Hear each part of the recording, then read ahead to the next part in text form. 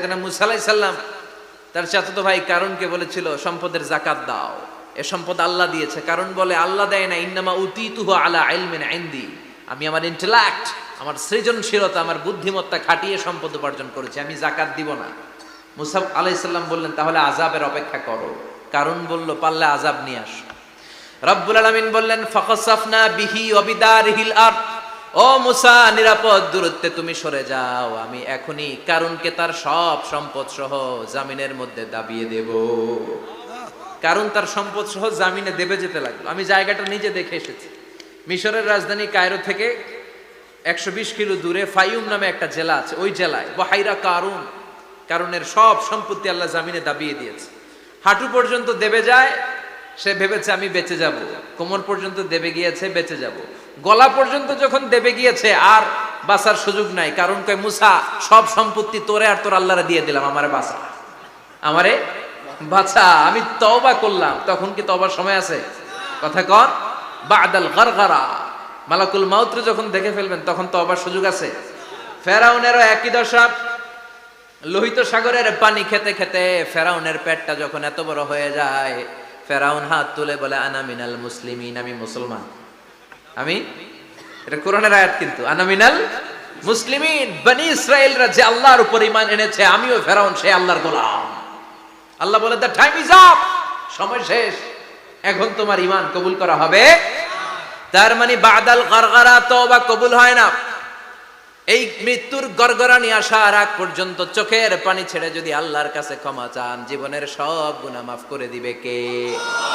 শয়তান আল্লাহরে বলল মাবুদ এত জান্নাত বানিয়ে কি লাভ, আপনার একটা বান্দারও জান্নাতে ঢুকাতে পারবেন না, আমারে বানিয়েছেন জাহান্নামী, আমি আমার সর্বোচ্চ চেষ্টা দিয়ে আপনার সবগুলা বান্দারে জামাতে জাহান্নামে নিয়ে একসাথে ঢুকবো, পারলে জাহান্নাম আরো কয়েকটা বাড়িয়ে বানান। আল্লাহ বললেন কেন কেন? শয়তান বলে লা আকুদান্না লাহুম সিরাতাকাল মুস্তাকিম, আপনার বান্দা জামাতে নামাজ পড়তে যেতে চাইবে, ওখান থেকে ধোকার ওয়াসওয়াসা দিয়ে আমি গানের কনসার্টে নিয়ে যাব, তাফসীর মাহফিলে কোরআন শুনতে যেতে চাইবে, ধোকা দিয়ে আমি মদের আড্ডাখানায় নিয়ে যাব, ওয়ালা তাজিদু আকসারাহুম শাকিরিন, একটারেও জান্নাতে ঢুকাতে পারবেন না। চ্যালেঞ্জ দিলাম। আল্লাহ বলল শয়তান তুই আমারে চ্যালেঞ্জ দেস, আমি তো সব রাজার বড় রাজা মহারাজা, আমার সাথে তো কেউ চ্যালেঞ্জ দিয়ে টিকতে পারে না, চিল্লা এখন ঠিক কিনা? শয়তান তুই চ্যালেঞ্জ দিলি, আমিও তোর চ্যালেঞ্জ নিলাম। ওয়া ইজ্জতি ওয়া জালালি ওয়া ইরতিফাই মাকানি, আমার ইজ্জতের কসম, আমার জালালিয়াতের কসম, আমার মহানত্বের কসম, আমার ক্ষমতা আর দাপটের কসম, আজীবন আমার বান্দা গুনাহ করবে, পাপ করবে, অন্যায় করবে, কোন এক তাফসীর মাহফিলে এসে চোখের পানি ছেড়ে যখন ক্ষমা চাইবে, আমি জীবনের সব গুনাহ মাফ করে দেব। আমি আমার বান্দার জীবনের সব গুনাহ মাফ করে দিয়ে জান্নাতে ঢুকায় দেব। তখন তুই কি করবি? লা আগফিরান্না লাহুম মা দামু ইস্তাগফিরুনি, যতক্ষণ আমার বান্দা আমার কাছে ক্ষমা চাইবে, আমি আমার বান্দার জীবনের সব গুনাহ মাফ করে দেব। সুবহানাল্লাহ পড়ে। এজন্য রাব্বুল আলামিন বলেন ইয়া আইয়ুহাল্লাযীনা আমানু তুবু ইলাল্লাহি তাওবাতান নাসুহা, তওবার মতো তওবা করো, তওবার মতো তওবা করলে যত বড় অন্যায় হোক, পাপ হোক, গুনাহ হোক, সব গুনাহ মাফ করে দিতে পারে কে?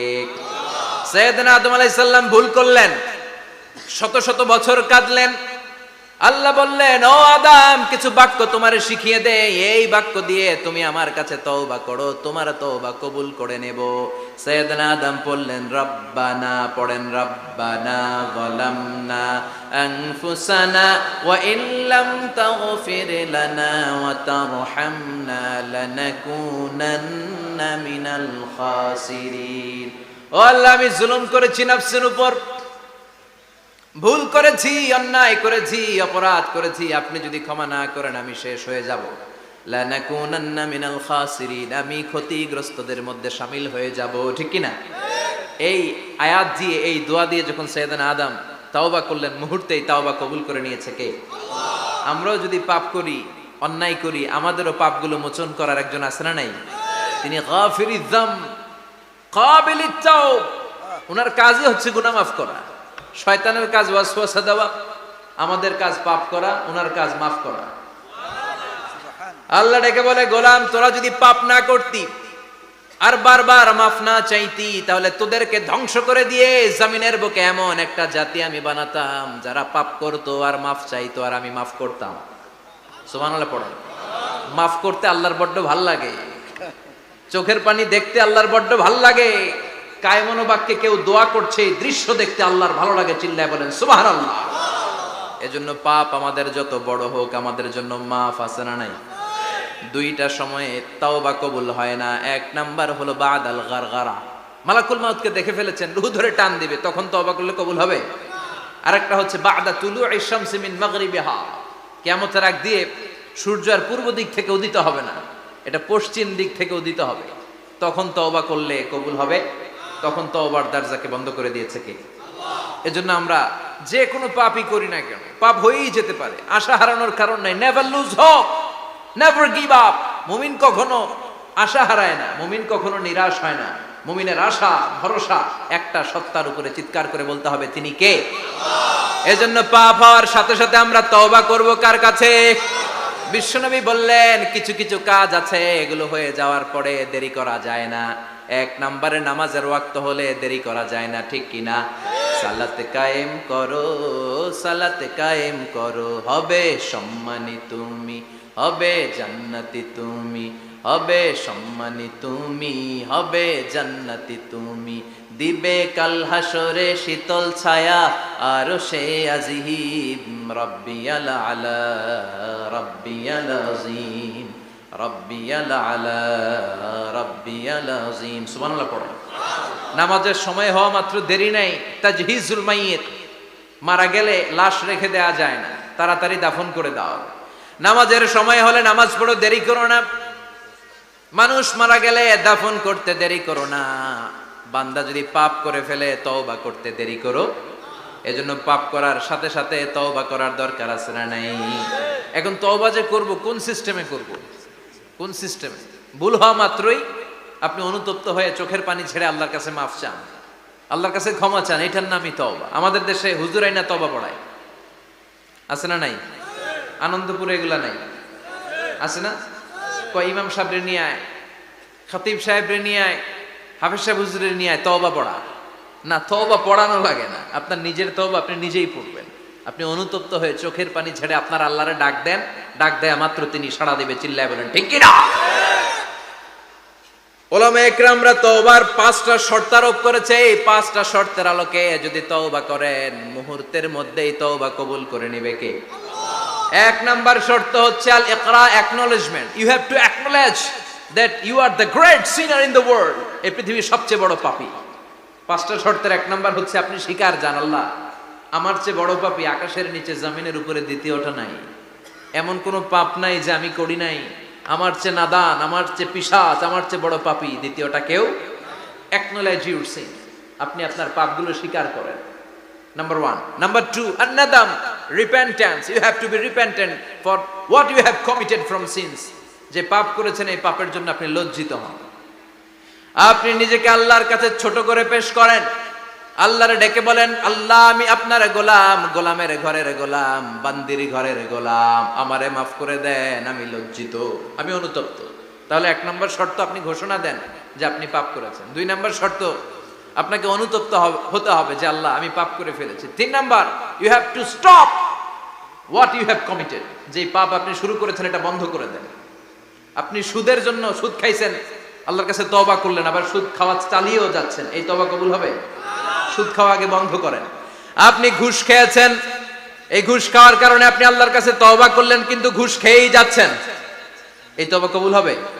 3 নাম্বার হচ্ছে you have to stop what you have committed, আপনি যেই পাপ করেছেন এটাকে বন্ধ করেন। 4 নাম্বার শর্ত, you have to hate what you have committed, আপনি যেই পাপটা করেছেন এটাকে মন থেকে ঘৃণা করেন, ওইটারে মন থেকে ঘৃণা করতে হবে। 5 নাম্বার শর্ত হচ্ছে you have to determine that you never repeat this sin again, আল্লাহর কাছে ওয়াদা দেন, কমিটমেন্ট দেন যে আল্লাহ পারতপক্ষে আমার জীবনে আর এই কাজটা করব।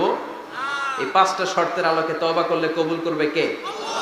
1 নম্বরে স্বীকার জান আল্লাহ আমি পাপী, 2 নম্বরে অনুতপ্ত হন, 3 নম্বরে পাপ কাজটা বন্ধ করে দেন, 4 নম্বরে ওই পাপ কাজটাকে মন থেকে ঘৃণা করেন, 5 নম্বরে আল্লাহর কাছে ওয়াদা দেন আর জীবনেও এই পাপ করব না। এই 5টা শর্তের আলোকে যদি তওবা করেন আপনার তওবা কবুল করে নিবে কে? এজন্য যত পাপ যত অন্যায় আমরা করি না কেন আমাদের এই পাপগুলো অন্যায়গুলো ক্ষমা করার একজন আছে না নাই? তিনি কে? এজন্য সব সময় তওবা করতে রাজি আছেন তো? প্রতিদিন শত শতবার তওবা করতে রাজি আছেন? প্রতিদিন শত শতবার ইস্তেগফার পড়তে রাজি আছেন? বিশ্বনবী প্রতিদিন 70 বারেরও বেশি ইস্তেগফার করতেন। শুধু টয়লেটে যে মুহূর্তে থাকতেন ওই মুহূর্তে পড়তেন না, টয়লেটে ঢুকার মুহূর্তে বিশ্বনবী ইস্তেগফার পড়তে পারতেন না, তাই টয়লেট থেকে বেরোয়েই তিনি ইস্তেগফার পড়তেন। তিনি পড়তেন গফরানাক। কি পড়তেন? গফরানাক মানে হলো আস্তাগফিরুল্লাহ। গফরানাক মানে কি? গফরানাক মানে আল্লাহ আমি আপনার ক্ষমা চাই, মানে আস্তাগফিরুল্লাহ। আবার বিশ্বনবী বলতেন মান লাযামাল ইস্তিগফার জাআলাল্লাহু লাহু মিন কুল্লি দিকিন মাখরাজা। যে ব্যক্তি সব সময় ইস্তেগফারের সাথে লেগে থাকে তাকে সব সময় বিপদ থেকে মুক্তি দিবে কে? আমাদের জীবনে বিপদ আছে না নাই? কত ধরনের বিপদ। যে কোনো সময় অসুস্থ হয়ে যেতে পারি, যে কোনো সময় দুর্ঘটনার কবলে পড়তে পারি, যে কোনো সময় গুম হয়ে যেতে পারি। কথা কন, এদেশে গুম টুম নাই মনে হয়, ক্রস ফায়ার নাই। কে কোন সময় গুম, কে কোন সময় নাই, কোনো ঠিক নাই। আল্লাহ বিশ্বনবী বললেন মান লাজিমাল ইস্তিগফার জাআলাল্লাহু লাহু মিন কুল্লি দিকিন মাখরাজা। সব সময় যে ইস্তেগফারের সাথে আঠার মতো লেগে থাকবে আল্লাহ তাআলা তাকে বিপদ থেকে সব সময় মুক্তি দান করবেন। সুবহানাল্লাহ পড়েন। 2 নম্বরে বিশ্বনবী বললেন অমিন কুল্লি হাম্মিন ফারাজা। ওই ব্যক্তিকে রব্বুল আলামিন সব ধরনের দুশ্চিন্তা থেকে মুক্তি দিয়ে দিবেন। আমাদের জীবনে দুশ্চিন্তা আছে না নাই? টেনশন নাই কার কার? হাত তোলেন তো। যে হুজুর আমার কোনো টেনশন নাই। আপনার টেনশন নাই, মাশাআল্লাহ। আমার সাথে দেখা করবেন আলোচনার পরে। টেনশন ছাড়া মানুষ আছে? বাসার টেনশন, মরার টেনশন, কবরের টেনশন, ক্যারিয়ারের টেনশন, বিদ্যুৎ বিলের টেনশন, গ্যাসের বিলের টেনশন, বাড়ি ভাড়ার টেনশন আছে না নাই? বিশ্বনবী বললেন টেনশন ছাড়া মানুষ নাই। সব সময় আঠার মতো যে ইস্তেগফারের সাথে লেগে থাকবে তাকে টেনশন মুক্ত করে দিবে কে? 3 নাম্বার ওয়ারযুকহু মিন হাইসু লা ইয়াহতাসিব। এমন জায়গা থেকে আল্লাহ তাআলা রিজিকের ব্যবস্থা করে দিবেন সে কল্পনাও করতে পারবে না। আমি নিজে এটার প্রমাণ পেয়েছি। অনেক অনেক সময় আমি কল্পনাও করি নাই যে এখান থেকে আমার রিজিকের ব্যবস্থা হতে পারে। এমন পরিমাণে রিজিকের ব্যবস্থা এসেছে 2 হাতে নিয়েও কুলাতে পারি নাই। এজন্য সব সময় চলতে ফিরতে উঠতে বসতে ইস্তেগফারের সাথে লেগে থাকার দরকার আছে না নাই? আবার বিশ্বনবী বললেন সদা সর্বদা যারা সব সময় ইস্তেগফার পড়বে আল্লাহর পক্ষ থেকে কোনো আযাব গজব তাদের উপর পাকড়াও হবে না। ওয়া মা কানাল্লাহু মুআযযিবাহুম ওয়া হুম ইস্তাগফিরুন। সুবহানাল্লাহ। যতক্ষণ তুমি ইস্তেগফার পড়বে আল্লাহর পক্ষ থেকে প্রোটেকশন আছে না নাই? তাহলে 4টা জিনিস পেলেন। 1 নম্বরে বিপদ থেকে মুক্তি দিবে কে? টেনশন মুক্ত করে দিবে কে? রিজিকের ব্যবস্থা করে দিবে কে? আল্লাহর আযাব আর গজব থেকে আপনার হেফাজতে রাখবে কে? ইস্তেগফার পড়ার 5 নম্বর ফজিলত হচ্ছে সব সময় ইস্তেগফার করলে আপনি মুস্তাজাবুদ দাওয়া হয়ে যাবেন। কি হয়ে যাবেন? মানে দোয়া করলেই কবুল করবে কে? মুস্তাজাবুদ দাওয়া। এই টার্মিনোলজি, এই পরিভাষাটাকে আজকে প্রথম শুনলেন? জি জি, খেয়াল রাখবেন। মুস্তাজাবুদ দাওয়া মানে এমন ব্যক্তি যেই ব্যক্তি দোয়া করতে দেরি কিন্তু দোয়া কবুল হতে দেরি হয়। হাত তুলে দোয়া করতে দেরি, মুহূর্তেই দোয়া কবুল করে নেয় কে?